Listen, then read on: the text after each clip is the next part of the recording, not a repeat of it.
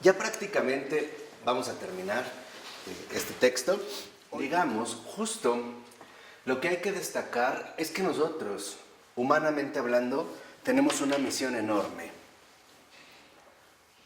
No perder el pasado para mejorar el futuro. No despreciar justamente todo lo que está atrás de nosotros, porque es este impulso que nos permitió llegar aquí. Y a nosotros nos toca extender las manos, por poner esta imagen, tomar el pasado y reunirlo en el futuro a través de nuestro presente.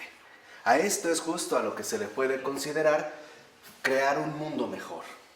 Cuando hoy se habla de crear un mundo mejor, o cuando esperamos crear un mundo mejor, lo que no podemos olvidar es que para crear un mundo mejor debemos de recuperar lo que anteriormente ha sido lo mejor y abrirlo, ¿no? Abrirle camino, abrirle el paso para ese porvenir que está en efecto todavía pendiente.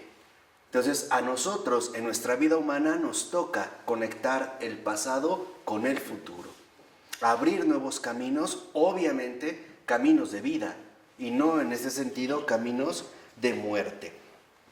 ¿Por qué? Porque entonces aquí es donde vemos una expresión muy hermosa de Padre Pavel, y es que él nos va a empezar a hablar en este sentido de ser eucaristías sin palabras. O sea, no volvernos en personas meramente discursivas, ¿no? Sino más bien volvernos cristianos realmente encarnados. Fíjense lo que dice en la 140, en la 745, nota 140. Esta nota es importante. Dice el padre, dice el texto: en los primeros momentos de la prisión, este tono era atenuado por un desapego confiado y objetivo de la propia obra, entregada en las manos de la suprema voluntad. O sea, este es el nombre que utiliza Florensky para pasar la censura, ¿no? La suprema voluntad, que suena como muy burocrática, ¿no? Como este poder superior, ¿no? Creo que también lo utilizan para pasarlo en otros lugares, ¿no? Que ya sabemos cuáles son.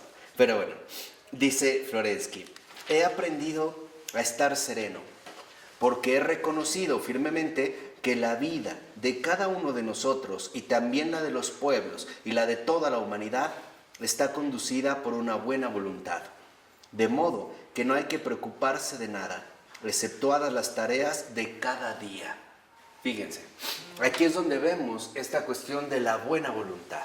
Entonces, nosotros estamos llamados a ser discípulos de esta buena voluntad. Y los ángeles, cuando nació nuestro Señor, nos lo recordaron, ¿no? Gloria a Dios en el cielo y paz en la tierra a los hombres de buena voluntad. Entonces, ahí es donde nosotros nos vamos a colocar para seguir en esta continuidad. O sea, para formar parte de este auténtico continuum. Dice: sí, la historia misma pone en evidencia que el conocimiento del mundo ha entrado ya en un nuevo camino y que por eso la victoria pertenece a mi concepción del mundo. Esta será alcanzada también sin mí, porque mi participación personal en ella tiene solo una significación de tercera categoría. Más tarde o más temprano, de un modo o de otro, las percepciones que me motivan encontrarán expresión y determinarán el carácter del saber futuro. De eso estoy ahora seguro. Entonces, lo que también nosotros no podemos perder de vista es que toda nuestra vida es una expectativa de futuro. ¿Qué quiere decir? Que en nuestra vida se contiene también la posibilidad de todo un futuro, para bien o para mal. Y esto también depende de la medida en la que nosotros nos hemos involucrado con nuestros antecesores, adjudicando precisamente, ¿no?, nuestro empeño, ¿no?, conjugando nuestro empeño con todos aquellos que en efecto nos han precedido. Esto es en gran medida lo que hemos querido mostrar a través de los cursos. Por eso es que les mencionamos tantos autores. No es por una mera erudición barata, para decir que cuánto sabemos. No, es para que entiendan de dónde vienen estos impulsos y cuáles son precisamente los caminos que hay que recorrer. Ahora, no necesariamente Estos caminos tienen que venir dentro de la misma postura católica. También hay impulsos extraordinarios que no vienen de la postura católica, pero que son fundamentales para la católica, o sea, para la universalidad de la cual formamos parte. Ejemplo, Walter Benjamin, un pensador extraordinario, judío, que se suicidó precisamente por la persecución nazi, pero es un autor extraordinario. Y algunos otros que siendo católicos ni siquiera, por ejemplo, nosotros mismos conocemos. Uno, Chateaubriand. ¿Lo habían escuchado? No. Dos, François Mauriac. ¿O lo han leído? No. Y muchos otros que podríamos ir mencionando. Y ahí, ¿no?, es donde en efecto vienen estos impulsos. ¿Qué es lo que nosotros tratamos de hacer? Recuperar el ímpetu de estos impulsos de nuestro presente para proyectarlos hacia un ¿qué? Futuro. De hecho, esa es la dinámica de la misión. Miren, la misión nunca empieza de cero. La misión siempre tiene un antecedente. Y ese antecedente es fundamental, porque esto es lo que nos lleva a desarrollar una profunda gratitud. Por ejemplo, nosotros no hubiéramos podido dar estas clases sin el esfuerzo de Pavel Florensky. Y a la vez de los esfuerzos que ayudaron a Pavel Florensky. Y así entonces nos vamos conjugando unos con otros. Entramos a formar parte de este tejido vivo que llamamos ser humano, porque somos un tejido. Estamos entretejidos unos con otros. Y no somos aislados, al menos, como nos han querido suponer, o nos han querido hacer creer. Aquí es donde entonces vemos esta relación profunda de continuidad. Podríamos decir en este punto, ¿qué es un ser humano? Un ser humano es un punto de continuidad.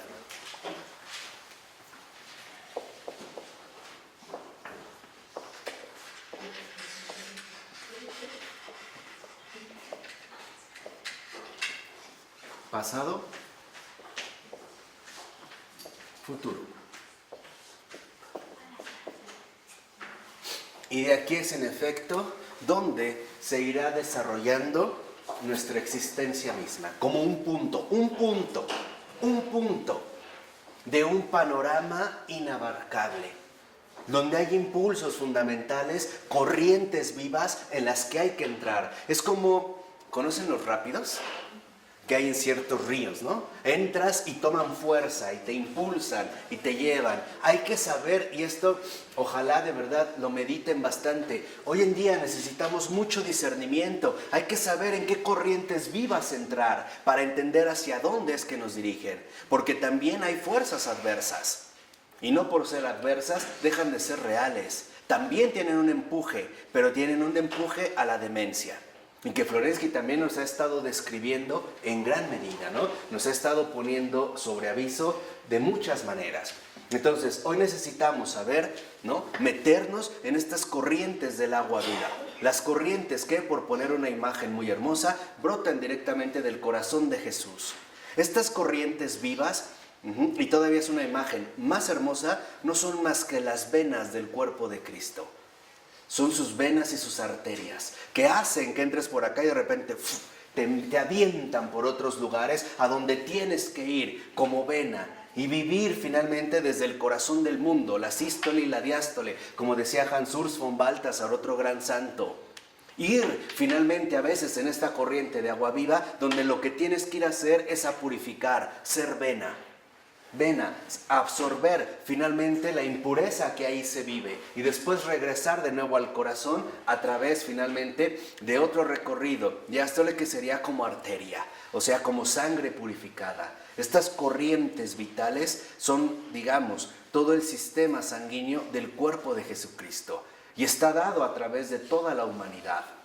El problema es que a veces no entramos en la corriente adecuada. ¿Y qué provocamos en el cuerpo del Señor? Infartos. Somos como coágulos que no permiten la circulación. Y el problema es que cuando nosotros finalmente no entramos en la corriente adecuada, en este impulso vital de vida, vamos a terminar enfermando a mucha gente, porque no vamos solos. Acuérdense, un error de nosotros perjudica a muchísima gente, mucha más de la que podemos pensar. Entonces quédense con esta imagen de las fuerzas vivas, ¿no? De estos impulsos vitales que recorren el cuerpo del Señor, la humanidad entera, alrededor de todo el mundo. La formación, como entra aquí. ¿Formación? La formación cristiana, estudio cristiano. Claro.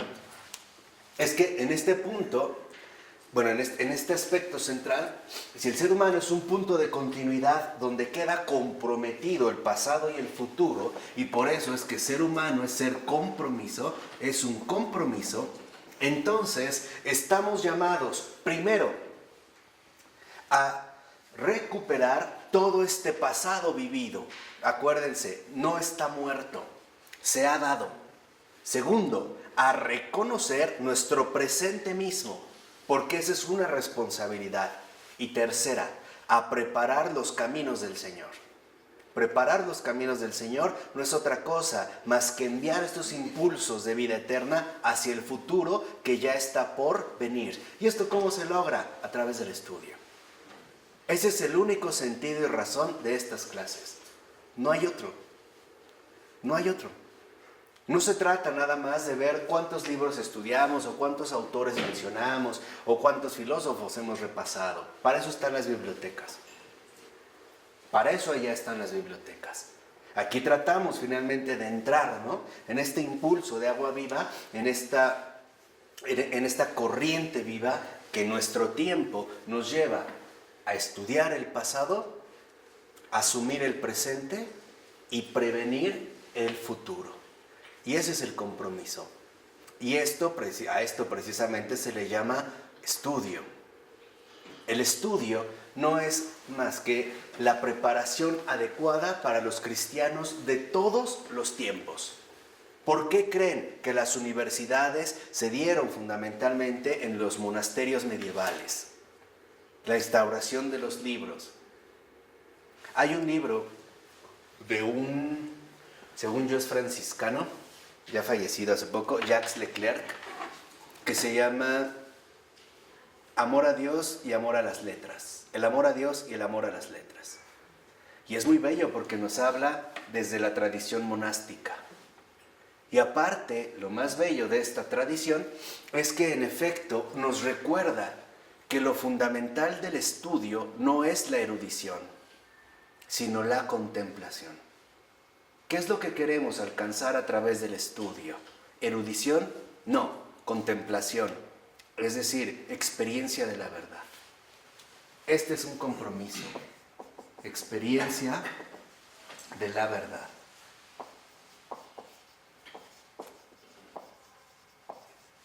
Y esta experiencia de la verdad implica dedicación. No crean que también es algo muy agradable para los que realizan la misión estar hable y hable y hable, lee, y edite y desvelándose y córtale aquí, pausa acá, ya. No es precisamente lo más óptimo, ¿no? Estaría mejor estar en las Bahamas o en las Islas Fiji o no sé qué cosas por allá. Pero es finalmente responder. Aquí es donde entra la calidad fundamental de nuestra aplicación. Estudio. Y el estudio en este sentido, como dedicación, nos abre finalmente las puertas a esta experiencia profunda de la verdad. En otras palabras, es lo que ya en anteriores ocasiones les he dicho. Hoy la llamada es clara, estar a la altura de los tiempos, basta ya de mediocridades. Y para estar a la altura de los tiempos, tenemos que atravesar en un mismo punto o reunir en un mismo punto nuestro pasado, nuestro presente y nuestro ¿qué? Futuro. Ahí es finalmente cuando la vida eterna se expande de manera extraordinaria. Así sea a través de un gesto muy simple como levantar un papel de la calle, o guardar silencio en el momento oportuno, o decir la palabra sin ningún tipo de temor. sin ningún tipo, en este sentido, de cobardía. De tal manera que entonces esta dedicación, que es experiencia de la verdad, se convierte en un acto de vida.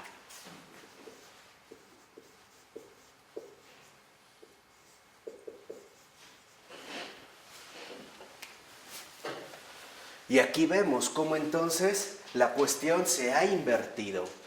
Comenzamos finalmente por la verdad, por profundizar en esta experiencia de la verdad para ser conducidos a la vida, pero a la vida eterna, que finalmente van de la mano. Y esto es lo fundamental. A nosotros no nos toca decidir o juzgar quién sí y quién no. Lo único que nos toca es recuperar la fuente de la vida eterna que ha recorrido, ¿no?, a través del pasado su camino hasta llegar a nosotros y no permitir que ese camino se bloquee. Porque hoy nuestra cultura es adversa a la vida eterna. Quizá hoy con mucha más sutileza y con muchísima más crueldad que antes. Porque ahora los combates no son a través del hierro y el fuego. Son a través de la ceguera y el engaño. Y esto se supone e involucra, y se los digo con sinceridad, se supone que entonces nosotros tendríamos que estar a una altura espiritual extraordinaria para no ser víctimas de lo que hoy se vive, de la noche. ¿Se acuerdan cuando Pavel Florensky nos habló de la sombra? ¿Se acuerdan de la sombra? Hoy, y si no, busquen en las clases. Busquen en los videos, yo ya no me acuerdo en cuál fue, nada, tantos que busquen cuando se habló de la sombra. Hoy, para vencer a la sombra se necesita una altura espiritual extraordinaria. Y esta altura espiritual extraordinaria no es otra más que una experiencia profunda de la verdad, donde la verdad, en ese sentido, ha dado paso a una transformación. Es un acto de vida. Y esto es lo que va generando finalmente, ¿no?, las posturas que nosotros estamos llamados a adoptar en estos tiempos y precisamente en estos momentos.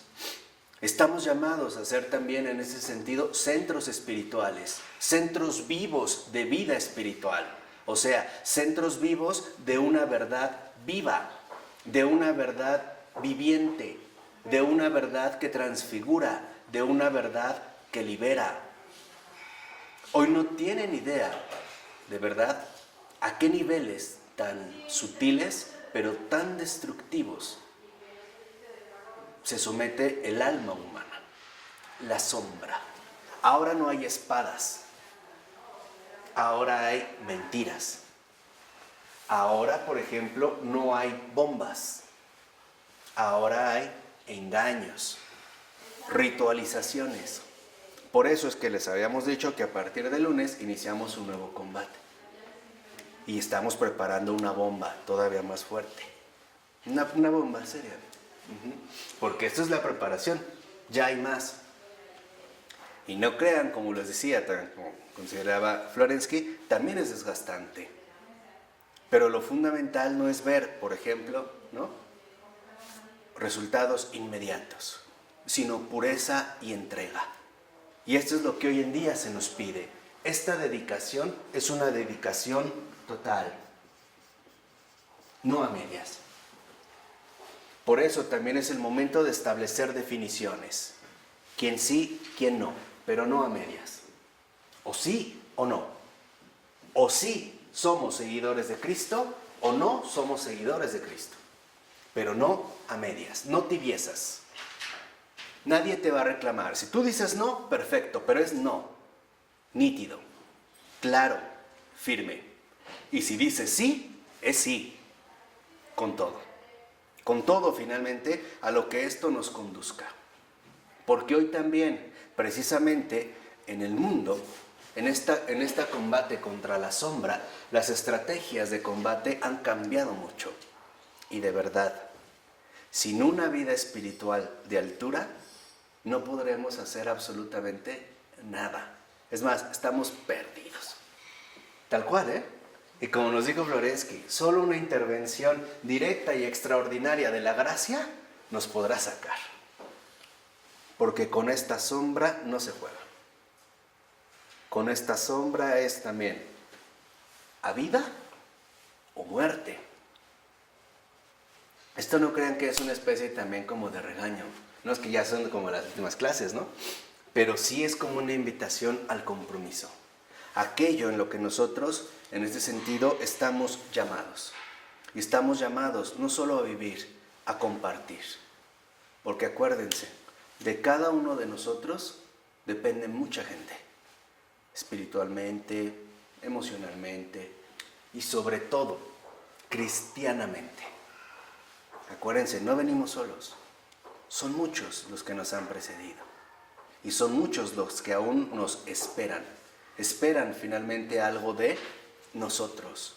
Por eso, cada vez que nace un niño, es un recordatorio claro de que aún tenemos muchos pendientes y de que el Señor sigue teniendo esperanza en nosotros. Aún tenemos algo que realizar. Aún tenemos muchas cosas finalmente que llevar a cabo. Por eso va a decir Florensky en la 747, dice el texto: el itinerario espiritual de Florensky atravesó una última etapa crucificada, fragmentada, en el ambiente infernal de las islas Solovki. Y si ustedes realmente creen que es exagerado hablar de un ambiente infernal, pueden leer los relatos de Kolimá de Varlam Shamalov. Yo los invito a que los lean. Sí se pueden conseguir, no tienen pretexto. Están editados, si mal no recuerdan, Editorial Península. Son como 4 o 5 volúmenes. Échenle un ojo. Porque en estas mismas islas de las Solovki, o busquen imágenes de la Solovki, verán que ahí sí se veía un ambiente infernal, dice que son ejemplo de una empiria trastocada en la que parece que el destino se ríe de las aspiraciones del hombre. Y en efecto, hoy parece que en efecto el mundo se ríe de las aspiraciones de los hombres, y en particular de los hombres cristianos. Ya hablaremos de la estructuración actual, la nueva estructuración del poder actual. Y entenderán bien cómo es este mecanismo fino. Ahí es donde entra nuestra aportación para llevar a cabo este discernimiento de altura. Entender bien cuál es la dinámica del mundo. No se trata de divide y vencerás. Aquí es conoce y serás libre. Y la verdad, lo que el Señor dijo, y la verdad os hará libres, ¿no? Entonces, dice 2 renglones abajo, pero en este sinsentido, en este sentido inverso de los acontecimientos, Florensky seguirá afirmando la lucha de logos contra el caos. Una cruz real le iniciará al misterio de la muerte, o sea, la praxis estará cumplida. Entonces, ¿qué es lo que vemos? Que esta dedicación total involucra un combate, y es combate contra el caos. Y hoy podríamos decir, ¿cuáles son las 3 cabezas del caos contemporáneo? Básicamente, el caos, ¿no?, con el que luchamos tiene 3 cabezas. Primero, el engaño. Segundo, la mentira. Tercero, la falsedad.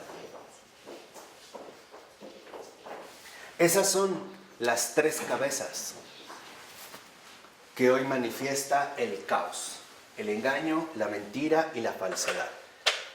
Y obviamente sus múltiples manifestaciones, sus múltiples disfraces. Dice a continuación, el sentido de la autohumillación ante la santidad divina, que era para Padre Pavel la mejor respuesta de la autohumillación de Dios en su amor al hombre, culminará en el silencio kenótico final. ¿Qué quiere decir? Que también estamos llamados en este sentido a sufrir en este silencio kenótico, en la autohumillación. ¿Qué es este silencio kenótico? El realmente sufrir el dolor de los demás. Hoy nadie quiere ayudar a los demás en su sufrir. Nadie quiere padecer por los demás. Hoy estamos dispuestos a ayudar, y ayudar mucho, pero a sufrir por alguien más, quién sabe, lo dudo. Y es este silencio kenótico, es finalmente, ¿no?, el rasgo que en efecto se va en este sentido definiendo. Conservar en este silencio un espacio vivo para la comunión con los demás, o sea, para la compasión. Y este es una de las estrategias fundamentales en este combate contra el caos. Y que conste, el Señor ya les está dando armas precisas, después no tienen pretexto. Y también, como dijera San Juan Crisóstomo, no sea que después mis palabras se vuelvan contra ustedes. Porque si se le están dando, más fácil no se puede. Totalmente definido.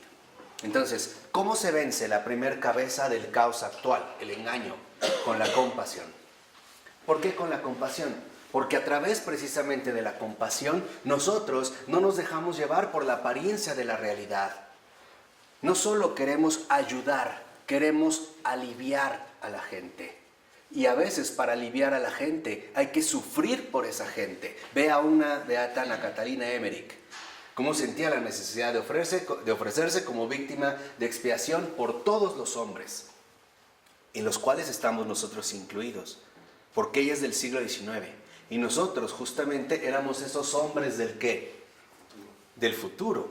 Entonces no solo queremos ayudar, queremos también aliviar todo tipo de necesidades, materiales, físicas, sí, pero también emocionales, psicológicas y sobre todo espirituales.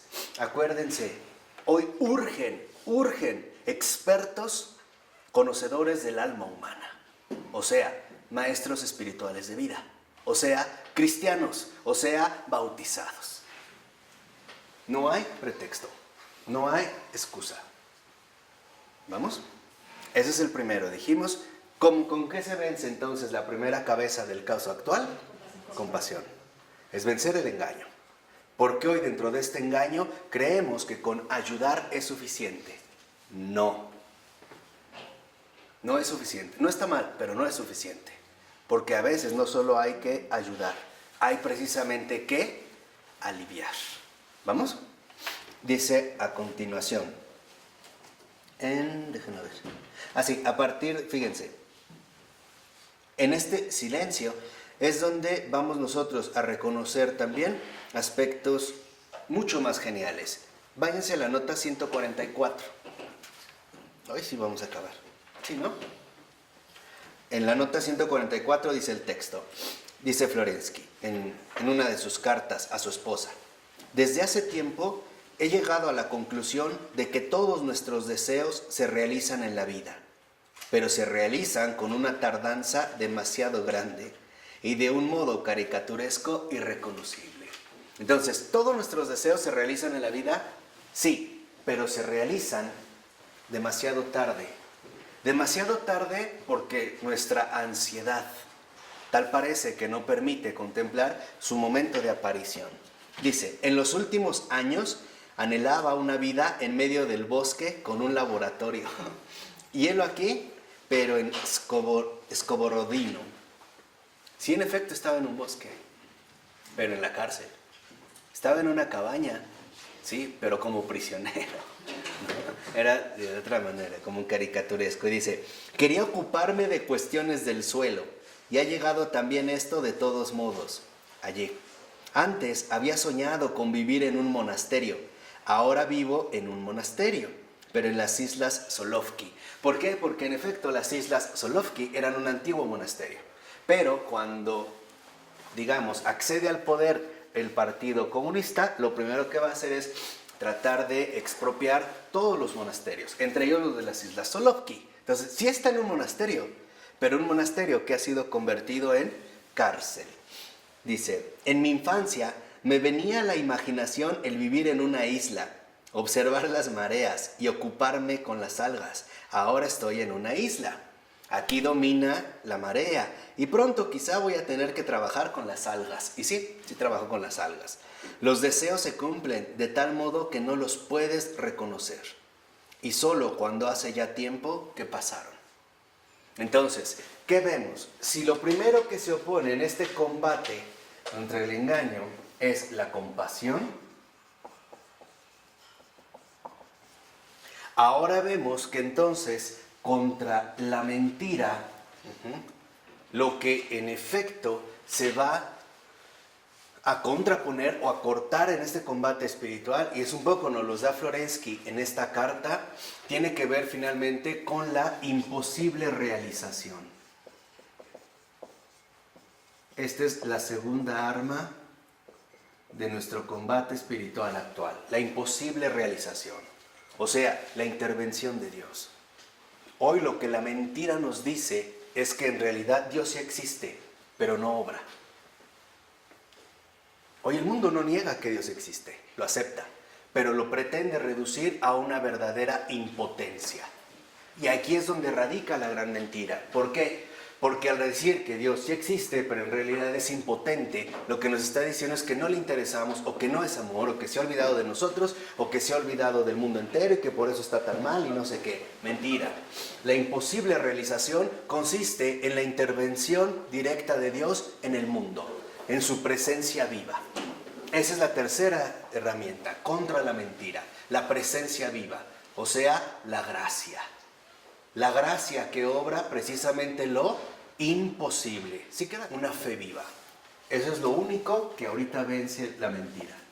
Una fe viva. Viva. Porque la mentira lo que nos dice es que en realidad Dios está como de vacaciones, está como dormido. No le interesamos. Mentira.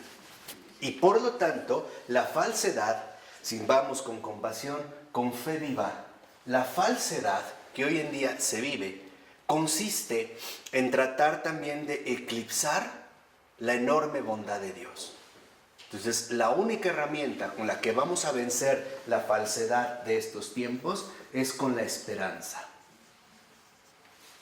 ¿Y por qué con la esperanza?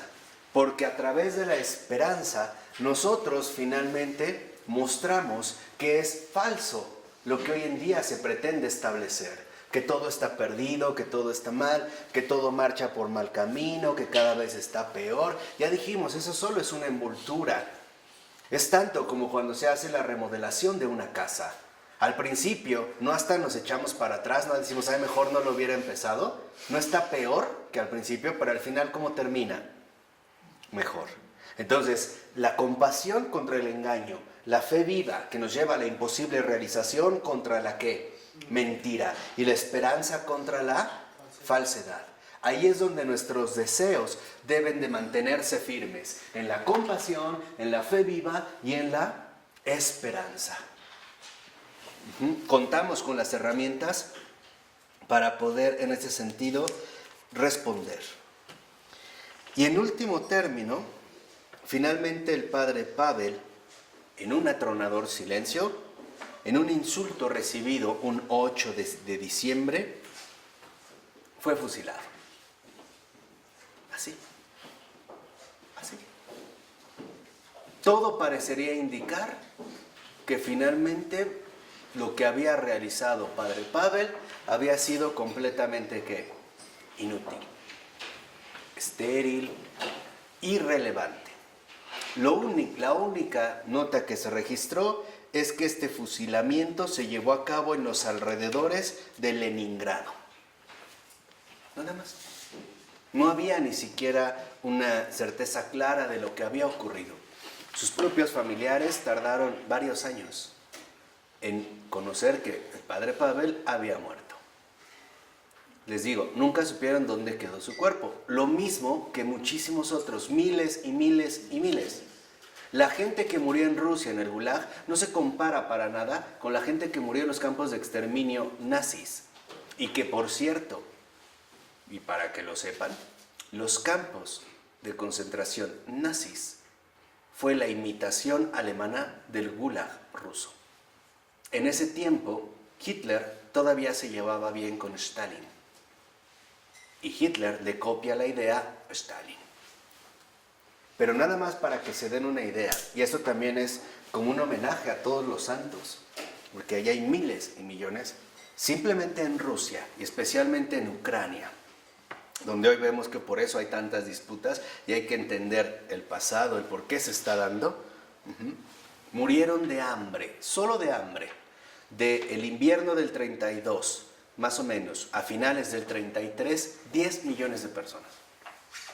Solo de hambre en la ciudad, sin estar presas, solo de hambre. Ni se daba el canibalismo, etc. En el Gulag ni siquiera se tiene un registro de cuánta gente murió. ¿Cuántos desaparecieron?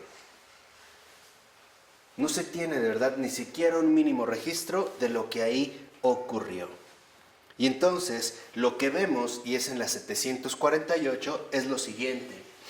Dice a partir del primer renglón: ¿por qué acabar en este silencio?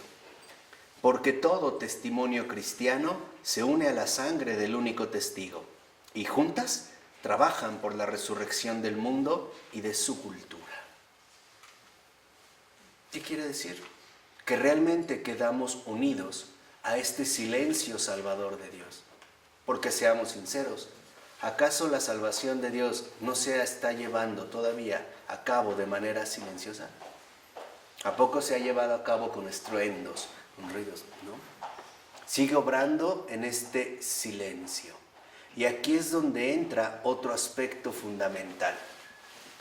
Hoy, todo esto, compasión, fe viva y esperanza, solo puede brotar del silencio. O sea, de la oración. Por eso podemos decir, y esta es como la gran receta que hoy el Señor nos da: ¿cómo se vence a la sombra de estos tiempos? Con el silencio, con la oración. Sin oración no podemos hacer absolutamente nada. Y el Señor hasta nos los dijo: sin mí no pueden nada. Y eso es hoy lo que no tenemos: silencio. Por eso en la oración tan hermosa de Teresa de Calcuta, lo primero que menciona es el silencio. Y dice, el fruto del silencio es la oración.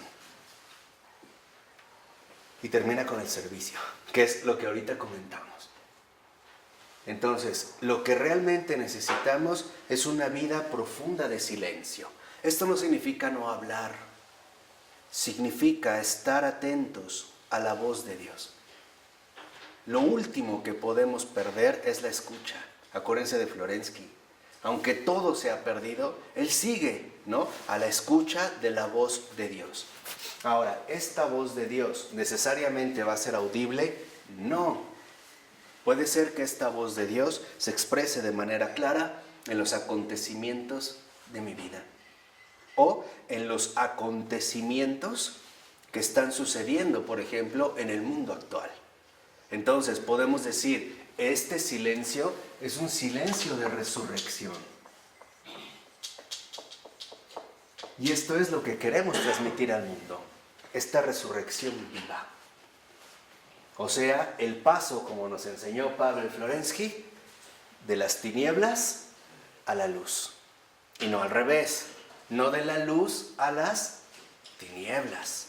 Este es el camino de resurrección, pero nadie puede dar lo que no tiene. Entonces, necesitamos realmente una profunda comunión con la verdad, para que de esta verdad, experiencia profunda, emerja este acto de vida, el acto de vida eterna que salva a todos los hombres. Dice en el siguiente párrafo, con este terminamos el libro, Quedan aquí algunos pequeños párrafos de algunos textos de Florensky, pero esos yo se los dejo para los que tienen el libro. Ustedes los podrán leer y meditar. Si no, después les sacamos copias. ¿Les parece? Pero eso ya es... Lo que pasa es que me gustaría que estos ustedes lo hicieran a manera de oración. Que los oren, que los vivan. No son para una clase. Por eso es que no los damos. ¿De acuerdo?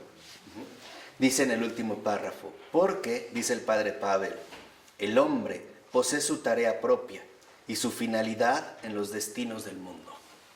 Ahí es donde entra otro aspecto fundamental. Esta resurrección involucra los destinos del mundo. Dense cuenta de la envergadura de nuestra tarea. Por eso necesitamos saber en qué corriente meternos. No sé si alguno de ustedes vio la película de Tron.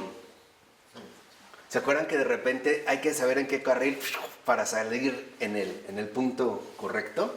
Aquí, ¿no? Hay que saber en qué circuito estamos para seguir la corriente de la vida. Bueno, entonces en esta resurrección, precisamente lo que vemos que está de por medio son los destinos del mundo. Hay mucho de por medio. Dice Florensky, su vocación, vean, la vocación del hombre es emprender esfuerzos creadores, porque Él es la imagen de Dios, el Creador. Entonces, ¿qué espera Dios de nosotros? Esfuerzos creadores. Entonces, esta resurrección en la que se ven comprometidos los destinos del mundo, también es una, exige, vamos a ponerlo así.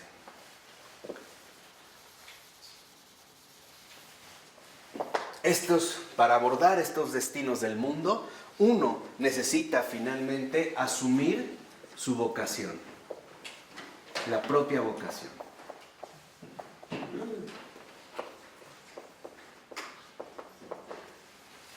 Y esta vocación precisamente consiste en emprender. El Señor quiere emprendedores, pero no los emprendedores administrativos, económicos, comerciales de hoy en día, sino emprender esfuerzos creativos. ¿Y por qué? Porque simple y sencillamente somos imagen de Dios mismo, el Creador. Dice, la historia no es un proceso mecánico de agentes inanimados, sino que tiene un contenido espiritual definido que debe ser realizado en las condiciones de este mundo material. De este mundo material. Hay que llevar a cabo una adecuación, o sea, una verdadera encarnación. No llevar a cabo una fuga mundi. Tratar de suponer que entonces se trata de asumir expectativas irreales. No, dijimos, concretizar. Eso es encarnar, ¿no? Encarnar la exigencia del cristiano. Dice, los inmensos espacios de muerte en el mundo han de ser espiritualizados y vivificados por los esfuerzos del hombre. Entonces, ¿aquí qué vemos? Emprender esfuerzos creativos tienen como principal finalidad, primero, espiritualizar los espacios de muerte.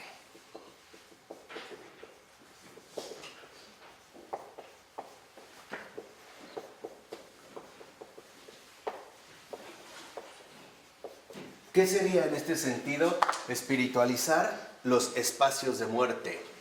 Llevar luz donde hay tinieblas. Llevar luz, ¿verdad? Donde hay tinieblas.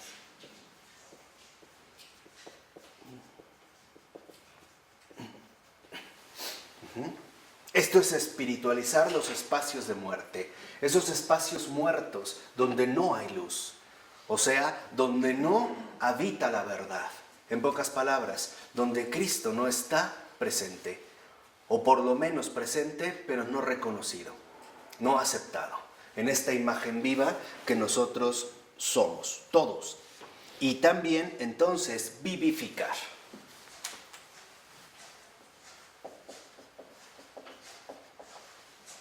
Vivificar, en este sentido, precisamente, que son parte de los propósitos fundamentales, es lo que habíamos visto hace un momento, dar vida. Dar vida. Dar la vida. Darlo a Él. Dar vida. Igual a darlo a Él.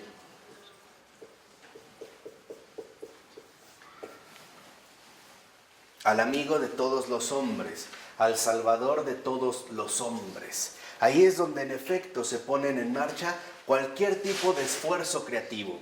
Esfuerzos creativos que nos ayudan a entender el circuito de corriente en el que debemos ingresar para retomar el impulso que en el pasado se nos dio. Y a su vez nosotros podamos dirigir este impulso hacia el futuro. En ese sentido, cada uno de nosotros, y especialmente como cristianos, somos promesa. Promesa de algo más grande. Por eso, como nos enseñó Florensky, solo nuestra existencia estará justificada si damos al mundo algo mejor de lo que nosotros mismos recibimos. Mejorar. Entonces, al dar la vida, al darlo a Él, en efecto, ahora vemos, en último término, que Él es Logos, o sea, la sabiduría del mundo. Y aquí es donde entra el otro aspecto fundamental. Este vivificar, este espiritualizar los espacios de muerte, llevar luz verdad donde hay tinieblas y por lo tanto vivificar nos lleva a ser sabios. Y en efecto, lo que hoy necesitamos es sabiduría. Sabios, hombres verdaderamente sabios. La sabiduría, en este sentido, hasta recuerdo unos versículos del Señor, me decía: hazte sabio, hijo mío, y alegrarás mi corazón. Y así podré responder a todo el que me ofende. Entonces, hoy lo que necesitamos en este ser humano, en este silencio de resurrección, es entrar a las entrañas mismas de la sabiduría. Y por eso es que estudiamos. No queremos conocer, queremos comprender, queremos sabiduría. No queremos datos, simples datos. No queremos teorías o simples teorías. Esos ya están en la biblioteca. Queremos sabiduría. O sea, queremos la luz que viene de lo alto.